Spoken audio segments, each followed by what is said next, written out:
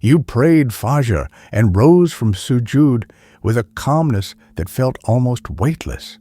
For a moment, the world was still. There was a softness in the air, a quiet purity your heart could feel, even if you couldn't explain it. The room held a gentle dimness, not fully dark, not fully lit, as if the morning itself was waiting to see what you would do next. And here lies the question that shapes the rest of the day. What do you usually do in that moment? Do you, like most people, slip back beneath the blanket, letting the warmth pull you inward? Or do you stay awake, letting the first thin strands of light settle onto your heart? Most people don't think there's anything significant about these few minutes after prayer. It feels natural to pray, say the final salam, fold the prayer mat, and return to sleep. But the Sufis say, this moment is not ordinary at all. It's a doorway, and most people close it with their own hands without even knowing it was open. Ibn Arabi wrote that the first breath you take after Fajr carries a secret, a subtle alignment between the heart and the unseen world. Almost like the soul is awake before the body.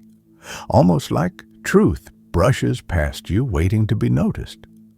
But if you fall back asleep too quickly, that moment slips away quietly, carrying its wisdom with it. Think about it. How many times have you prayed with sincerity, felt that early peace, then gone back to sleep, only to wake later feeling heavy, unfocused, or strangely unsettled? You may have assumed it was just tiredness, but it might have been something else. The aftertaste of a missed moment, the heart sensing a light it didn't get the chance to receive. Imagine 2 mornings. In the first, you remain awake, even for a few minutes. You sit, breathe, maybe read a line or two, or simply let your heart rest in the stillness. The dawn air touches you, the silence whispers something, and your day begins with clarity. In the second, you return to sleep. The room darkens again, your breath deepens, and the spiritual state you entered with your prayer fades before it could settle. You wake later, but the peace you felt after sujud feels distant, almost forgotten, like a dream you can't recall. Most of us live these 2 mornings without ever realizing the difference. Ibn Arabi taught that God opened certain doors only at certain times, and the dawn is one of them. Not with miracles or dramatic visions, but with a quiet alignment of the heart. A moment when truth becomes easier to hear, when guidance becomes softer, when the inner world becomes clearer. It's not supernatural. It's simply the heart in its purest state, before the noise of the day thickens around it. But when you turn away and when you sleep immediately after Fajr, it's like stepping back from a light that was meant to meet you. This moment after prayer is not about staying awake out of discipline. It's about recognizing what's being offered. The sky is shifting, the air is lightening, and your heart is more open now than it will be for the rest of the day. So before we go deeper, ask yourself gently, how many times have you walked away from this moment without knowing what it carried? Because the truth is, this is not just a transition between night and day. It's the beginning of a conversation, one your heart has been waiting to hear. Ibn Arabi often reminded his students that the world is never silent without purpose. When everything grows still, it is because something subtle is being revealed. And according to him, no moment reveals more than the early dawn. To understand this, you have to look at the nature of Fajr itself. You rise from prayer at a time when the night hasn't fully left and the day hasn't fully arrived. The sky is suspended between 2 colors. Your mind is suspended between two states. Your heart is suspended between two worlds. Ibn Arabi said, "This is the hour when the veil thins, not through miracles or visions, but because the heart is closest to its original clarity. You've just awakened from the world of dreams. You've just stood before your Creator in prayer. Your mind has not yet been touched by noise, opinions, worries, or the thousand distractions that will pull at you as the day unfolds. In this moment, your heart is like a mirror, freshly wiped, still pure from the night stillness. And what the mirror receives right now will reflect throughout the rest of the day. But this is not how most people understand dawn. They see it only as a time on the clock, early, quiet, a starting point. They talk about productivity, focus, discipline, useful things, yes, but shallow compared to what the Sufis saw. For Ibn Arabi, dawn wasn't a time. It was a condition of the soul. He described it as the moment when the heart wakes before the body fully catches up, when spiritual perception is at its sharpest, because worldly weight hasn't yet returned. And this is why he warned about returning to sleep immediately after Fajr. Not because sleep is wrong, but because the heart retreats with it. The window closes, the mirror fogs again. The clarity fades before it has the chance to settle. Have you ever felt it? That strange brightness in the chest after Fajr? That unexplainable sense of peace or focus, even if you slept only a few hours? That feeling that something inside you is more awake than usual? Most people experience it, but never recognize its source. They think it's just the calm of early morning. But Ibn Arabi said it's far more than that. It is the soul touching the edge of the unseen, a brief contact with a purer state of consciousness. And it's fragile. It needs only a few minutes to settle into your day. But it can disappear instantly if you fall back asleep. This is why Sufi teachers for centuries advise staying awake after Fajr for even a short while, not to perform rituals, not to impose rules, not to burden you, but to help you receive what the moment is already trying to give, a whisper of guidance, a softening of the heart, a new thought that didn't exist yesterday, a sense of direction. These are not coincidences. These are the signs that descend when the heart is open. And at dawn, the heart is most open. Ibn Arabi had a line that students often misunderstood until they lived it. At dawn, the heart remembers what the mind forgets, meaning the truths written deep within you, your purpose, your clarity, your nearness to God, rise to the surface when the world is quiet enough for you to hear them. So the real secret of dawn is this: you are closest to yourself. And the one closest to themselves is closest to God. Most people never realize what is actually taken from them when they sleep immediately after Fajr. They think it's just a short rest, a harmless return to comfort. But Ibn Arabi said the loss is not in the sleep itself. The real loss is in what you miss. To understand this, imagine the heart at dawn as a window opened by prayer.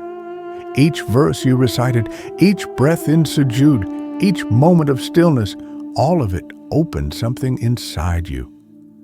A gentle space, a fresh clarity, a quiet readiness to receive meaning. But when you fall back asleep too quickly, that window closes before anything can enter. This isn't spiritual guilt. It's spiritual physics. The state you create through prayer is delicate. It needs only a few minutes of wakefulness, a moment of presence, for the heart to absorb what dawn brings. But the moment you return to sleep, the heart sinks back into the same heaviness it had before. The clarity fades, the mirror fogs, the doorway shuts. Have you ever woken up after going back to sleep post-Fajr and felt strangely heavy, even if you slept more? A kind of dullness in the mind, a lack of direction, or a quiet sadness with no clear source. Sufi teachers say this heaviness is the soul remembering the light it missed, and contrast that with the mornings when you stayed awake. The day felt different, didn't it? You walked with more patience. Your reactions were softer, your decisions clearer. Even ordinary events, sunlight through a window, the sound of water, a line you read, carried a deeper meaning. This is not superstition, it's alignment. The heart at dawn is in its purest state. If you remain awake, even for a short time, the purity settles into your day like dye spreading through water.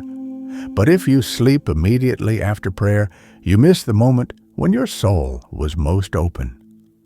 Ibn Arabi describes this moment as mafatih al-qulub, the unlocking of the hearts. These unlockings don't happen all day. They happen at specific times, and dawn is one of the greatest of them. To make this real, picture someone sitting quietly after Fajr, not doing extra rituals, not forcing themselves into discipline, simply breathing, aware of the early light. And suddenly, a thought comes, a gentle realization, a clarity about something that has been troubling them, a softness toward someone they were angry with, a decision that was hard yesterday, but today feels simple. Everyone has experienced this at least once in their life. Few realize where it came from. Now picture another person who returns to sleep immediately. They wake up with a lingering tiredness, dragging themselves through the morning. They feel disconnected, unfocused, unsure why something feels off. They assume it's lack of sleep. But the Sufis say it's not the body that is tired, it's the heart that missed its moment. Post-Fajr sleep is not forbidden, not sinful, not condemned, but it is a missed appointment. The unseen world sends its invitations through stillness, not noise, and dawn is the stillest moment of the entire day. You're not asked to do much, just to remain awake long enough to receive what was written for you. Ibn Arabi used a powerful analogy. The early light is like truth knocking gently. If the heart is awake, it opens. If the heart sleeps, truth passes by. And what passes by? A moment of clarity, a hidden blessing, a small guidance that could have shaped the entire day, an inner calm that might have softened an argument, lifted a sadness, or opened a closed door. These are not dramatic miracles. These are subtle alignments, the kind that shape lives quietly. So ask yourself, how many of these gentle gifts have slipped past you without you ever knowing they were there? Because when you sleep after Fajr, the world doesn't just remain quiet. Something inside you remains unweakened. Dawn is not just a time you pass through. It is a place where you stand, a threshold, a border between two realms. Look at the sky before sunrise. It carries two colors at once. The dark blue of night still holding on, and the pale glow of day beginning to rise. This moment is a mirror of your inner world. You too are suspended between two states after Fajr, between sleep and wakefulness, between shadow and light, between the weight of the body and the clarity of the soul. Ibn Arabi said that the moments after dawn are when the soul is closest to the horizon of truth, because it has not yet been pulled down by the noise of the world. Your heart is awake, but your mind has not yet begun to scatter. This is why the Sufis describe dawn as a spiritual bridge, one that must be crossed consciously if you want to carry its light into the rest of the day. But imagine standing on a bridge and falling asleep before you cross it. You don't move forward, you don't return, you simply collapse where you stand. This is what happens when you pray Fajr and immediately go back to sleep. You remain stuck between two worlds, never entering fully into the clarity that the morning was about to offer you. Yet when you stay awake, even briefly, something remarkable begins to unfold. Small things start to feel meaningful. The way the sky shifts from blue to gold, the coolness of the air brushing your skin, the silence that fills your room like a gentle presence. Each of these is a reminder, a whisper, but only the one who is awake can hear it. Think about the moments in your life when you've been troubled or confused, searching for a sign. Many times the answers don't appear loudly. They appear quietly at dawn, when the heart is most receptive. But if you sleep through the moment, the signs pass by unnoticed, like a guest who came to your door while you were resting and left before you woke. Ibn Arabi described dawn as a time when truth casts its first light upon the heart, not as thunder or revelation, but as a subtle inner shift.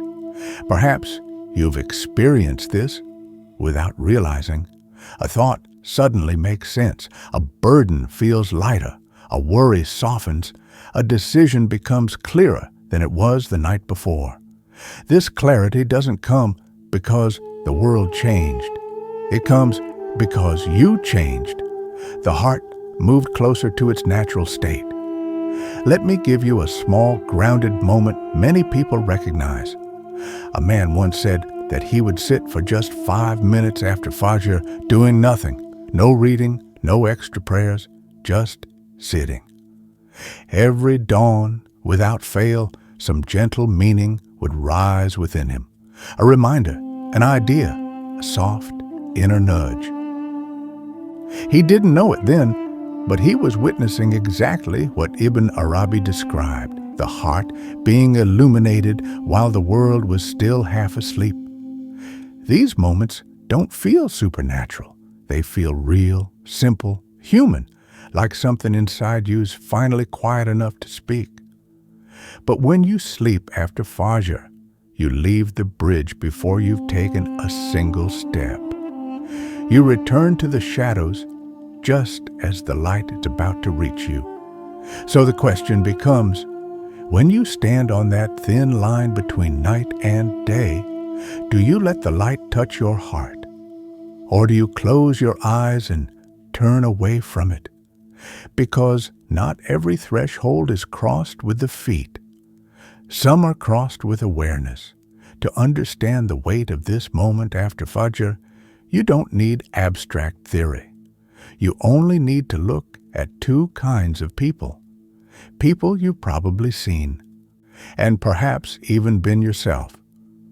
Both wake up for Fajr. Both stand before God. Both say the same words, recite the same prayer, feel that same soft peace after sujood. But what happens next sets their entire day on two very different paths. The first person stays awake, not necessarily in deep worship, not reading pages of Quran, not engaging in intense discipline. They simply remain present, they breathe, they sit, they maybe stretch or make dhikr softly, or open the curtain slightly just to let the early light in. They let the silence rest in their chest. They allow the clarity of prayer to settle before moving on. There is no rush, no heaviness, no fight, just awareness. And without realizing it, they carry this awareness into the rest of their day. Their reactions become gentler. A small frustration that would normally ignite anger simply passes through them like a cloud. A difficult conversation feels smoother.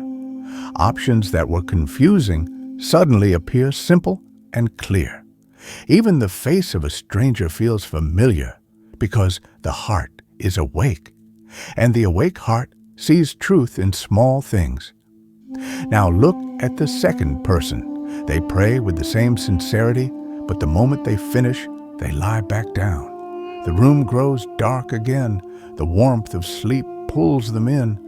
That fragile clarity their heart felt, the peace rising from prayer, melts back into dreams before it can take root. They wake hours later, but something feels off. Their body rested, but their soul feels strangely unsettled. They move through the morning with a kind of quiet irritability. The smallest inconvenience feels heavier. Their mind is foggy. Their patience thin, their heart easily shaken. Nothing huge happened, no disaster, no crisis, just a subtle heaviness, as if they missed something and can't quite name what it was. Sufi teachers have always explained this difference gently. The first person allowed the dawn to enter them. The second turned away before it could. Imagine both people again by evening. The first ends the day feeling as if they walked in a soft alignment. Not perfect, but steady. Their interactions felt more meaningful, their thoughts clearer, their heart more open. The second reaches the end of the day with a kind of invisible weight. Their patience wore thin quickly, their thoughts were scattered, their emotions unsettled, and somewhere deep down they feel as if they began the day on the wrong foot, even if they can't describe why. The difference between these two people isn't luck, personality, or even discipline. It's the state they chose to enter after Fajr. Ibn Arabi said, "The state you wake with is the state that follows you," meaning the heart carries forward whatever condition it holds at dawn, and the decision you make immediately after Fajr, to sleep or to remain awake, is not a small decision. It's a direction. You choose whether the day begins with clarity or with fog, with presence or with heedlessness, with a heart that is open or a heart that is closed. And the question is not, which of these two people is better? The real question is, which one have you been without even realizing it? The Sufis often spoke about dawn as the hour when blessings descend, not in the form of miracles or visions, but in the form of provision. And provision, in their understanding, is far deeper than just wealth or livelihood. Provision is clarity. Provision is patience. Provision is the softening of a burdened heart. Provision is the quiet idea that changes everything. Ibn Arabi wrote that God distributes gifts throughout the day, but the earliest gifts are the most delicate. They are not thrown down with force. They settle like fine dust onto the hearts that are awake enough to receive them. You've probably experienced this without ever attaching words to it. There are mornings when you wake after staying up just a bit after Fajr, and something feels undeniably lighter. A worry you carried last night suddenly feels manageable. A task you were avoiding begins to seem simple. A thought arrives, clean, precise, and unexpected. Something you didn't have the night before. This is not coincidence. This is the early grace of dawn. People often think blessings arrive as dramatic life changes or sudden openings. But Ibn Arabi said most blessings come so quietly that only the awake notice them. The rest miss them completely because they are still asleep or already drowned in the noise of routine. Think about it. How many times has a whole day gone wrong not because something catastrophic happened, but because you started the morning in the wrong state? A misunderstanding, a moment of impatience, a reaction that came too quickly. All of these ripple outward, shaping the rest of the day. Now imagine starting the day with a heart that received its portion of peace, clarity, and purpose at dawn. The ripple changes. Every interaction becomes softer. Every challenge feels more manageable. Every worry feels less suffocating. The Sufis said that dawn is when the soul is fed, and what the soul receives early shapes everything that comes after. Ibn Arabi explained it through a beautiful metaphor. The early morning is like fertile soil after rain. If you plant seeds in that soft soil, they grow easily.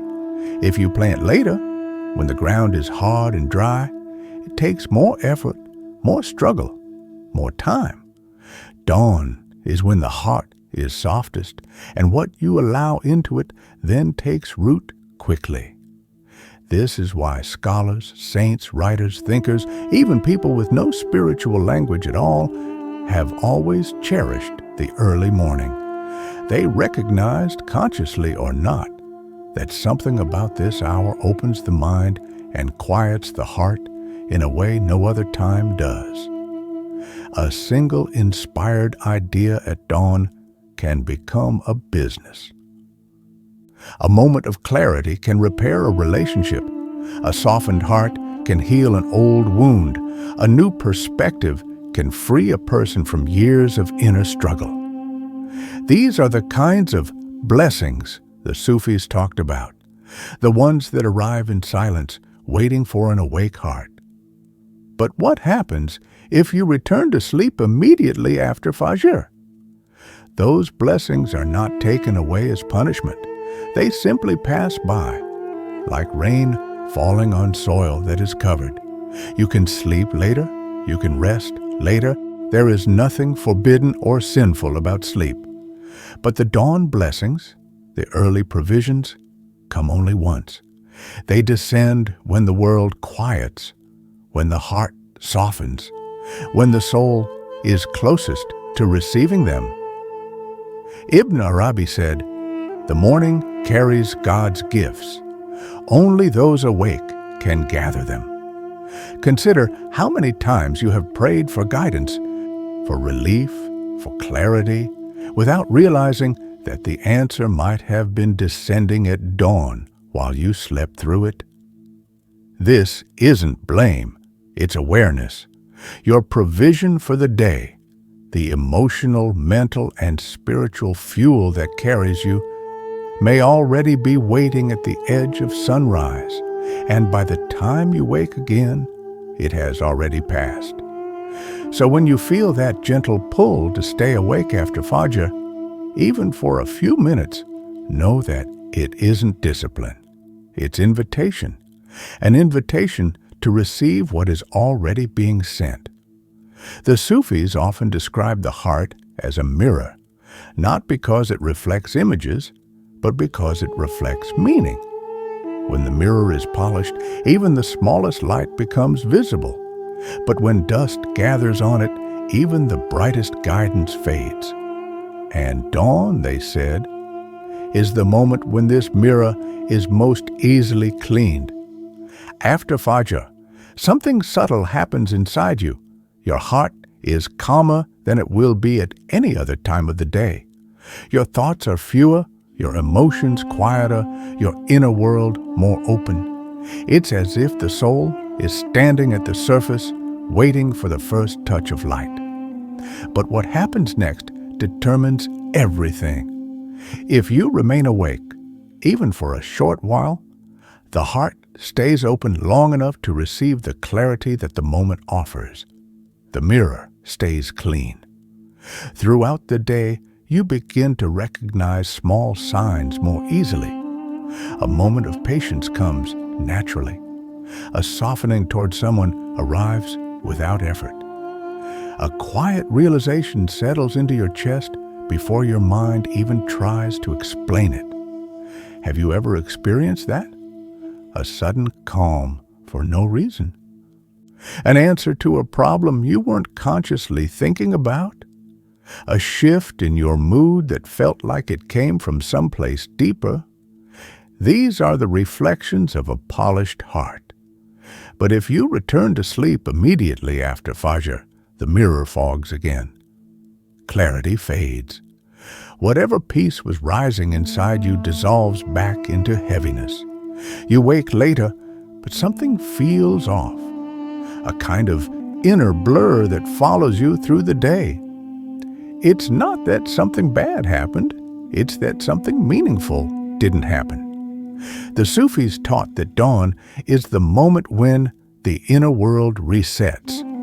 Whatever emotional weight or confusion you carried from the previous day begins to loosen. It's like the heart takes a deep breath after a long night. But if you sleep through this moment, the reset is interrupted before it completes. Think of someone who has been struggling for months with stress, uncertainty, or grief.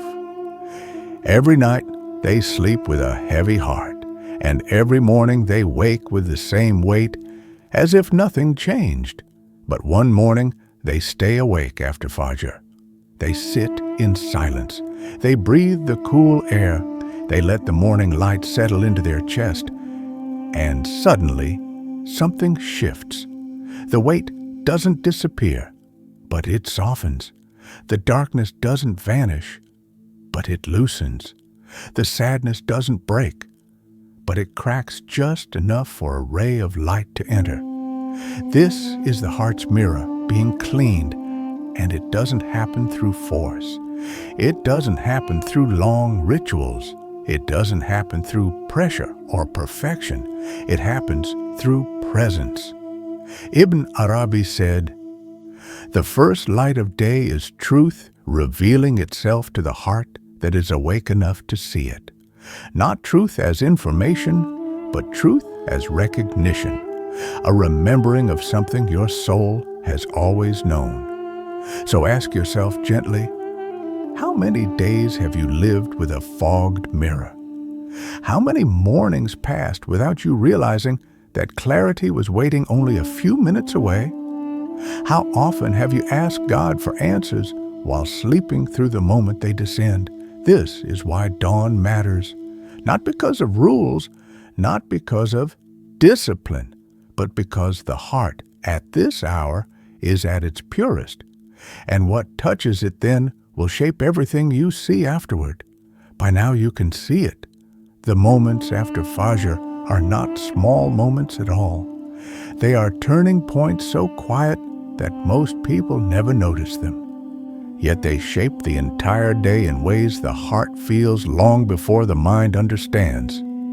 And it all comes down to one decision. Not a dramatic one, not a difficult one, just a simple choice. Do you stay awake or do you sleep? Ibn Arabi said that destiny is not always rewritten through great struggles or life-changing events. Sometimes it shifts through the smallest acts of awareness, through a heart that is awake at the right moment. And dawn, he believed, is one of those moments when the lines of destiny become soft, when they can be touched by sincerity and shaped by clarity. Think about what happens inside you at Fajr. You stand before God while the world sleeps. You speak with a heart unburdened by the noise of the day. You bow with a soul that is closer to its origin. You rise from sujood carrying a quiet peace that is hard to find at any other time. That peace is not accidental. It's an opening. And what you do with that opening determines what comes next. If you stay awake, even for a short while, the opening widens. Light enters. Meaning settles. Clarity roots itself, and the heart steps into the day aligned with something higher. If you sleep immediately, the opening closes. Not painfully, not dramatically. It just fades. The light that was meant for your heart moves past you. And what could have been the beginning of insight becomes just another morning. This is why Ibn Arabi wrote, "A prayer in the early morning can alter the lines of destiny, but only if the heart remains awake to receive what follows." He wasn't warning, he was inviting you to realize that the choice after Fajr is not about discipline. It's about awareness. It's about recognizing that dawn is not a clock time, but a doorway, a brief, sacred threshold where your inner world is closest to the truth, and where God's subtle gifts descend with the gentleness of early light. And every day, when Fajr ends, that doorway opens again. The question is, will you walk through it? Or will you turn away without realizing what you left behind? Because in the quiet moments after Fajr, the soul is closest to its destiny. And sometimes the entire path of a person's life shifts because of one small choice. The choice to stay awake long enough to let dawn touch the heart. So the next time you rise from Fajr and the world is still wrapped in silence, pause for a moment. Let the dawn touch your heart before you return to sleep. Because sometimes the smallest choice at the earliest hour becomes the quiet turning point of an entire day and an entire life. Before you leave, reflect on this. Have you ever noticed a small moment in the morning that changed the way your whole day unfolded? Share your experience in the comments. Your reflection may help someone else see a sign they've been missing. And if this message spoke to your heart, don't forget to like, subscribe, and tap the bell icon so you never miss a new journey. Your next steps appear on screen. Choose the path that calls your heart.